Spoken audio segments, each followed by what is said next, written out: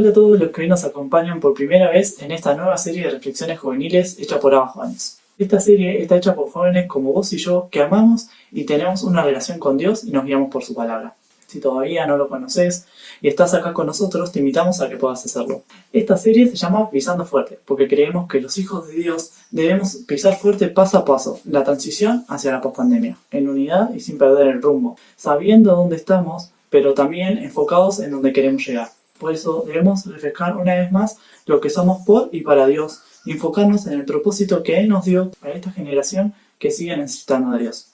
En esta serie vamos a estar tratando algunos temas, respondiendo preguntas sencillas pero profundas, y también dando algunos tips para ponerlos en práctica. La pregunta de hoy es: ¿quién soy realmente en Dios? Y a partir de esta pregunta vamos a ir reflexionando sobre cómo ir rompiendo con la inseguridad y tener una clara comprensión de nuestra fe en Dios. En la reflexión de hoy nos acompaña Nacho de la Iglesia de Ramos Mejía. Abramos nuestros corazones y mentes para escuchar lo que Dios nos ha preparado a través de su reflexión.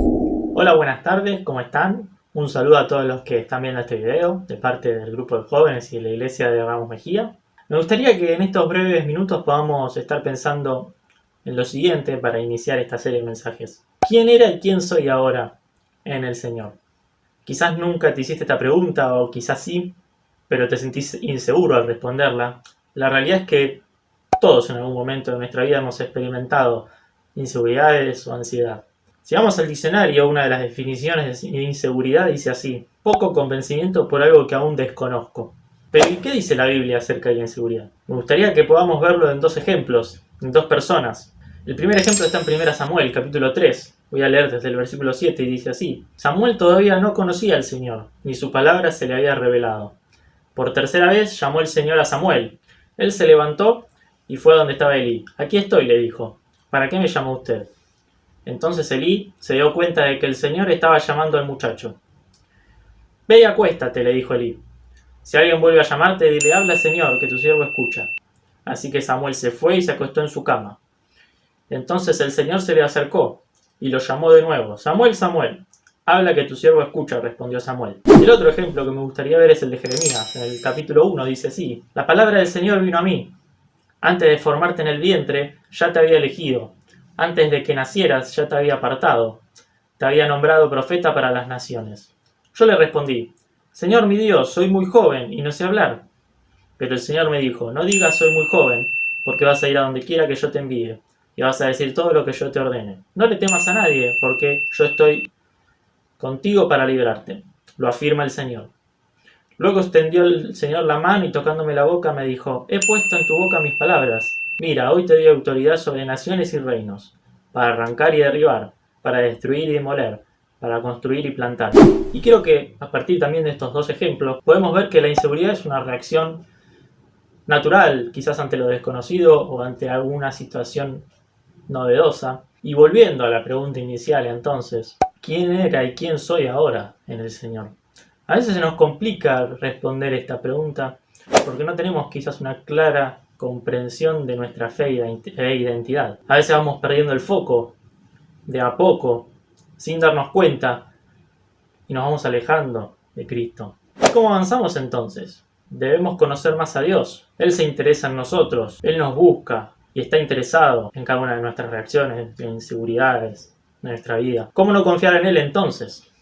Es necesario reconocer quién soy en el Señor. Como podemos ver en Colosenses capítulo 2, dice así el versículo 6: por eso, habiendo recibido a Jesucristo como su Señor, deben comportarse como quienes pertenecen a Cristo, con profundas raíces en Él, firmemente basados en Él por la fe como se les enseñó, y dando siempre gracias a Dios. El versículo 9 dice: porque toda la plenitud de Dios se encuentra visiblemente en Cristo, y en Él Dios los hace experimentar todo su poder, pues Cristo es cabeza de todos los seres espirituales que tienen poder y autoridad. Pensando en el pasaje anterior, ¿qué valor le estamos dando al título que Dios nos da como hijos suyos? ¿Tomamos real dimensión de lo que significa? Veamos un ejemplo en 1 Pedro capítulo 2.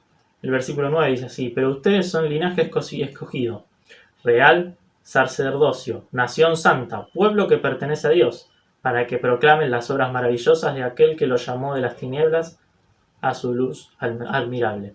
Ahora, todo esto implica que debemos tener una relación con Dios, constante, diaria. Debemos dejar que nuestra mente se parezca a la de Cristo, crecer en nuestra vida espiritual, permitirle a Dios trabajar en nuestra vida para que Dios, como un alfarero, vaya moldeando, vaya puliendo esos detalles que a veces no dejan que nos acerquemos plenamente a Él. A veces tenemos orgullo, tenemos enojos, tenemos pasiones, tenemos esas pequeñas cosas que no dejan que el Señor termine de estar en cada detalle de nuestra vida. ¿Y por qué debemos hacer eso? Porque básicamente le debemos nuestra vida, como podemos leer en Colosenses 1.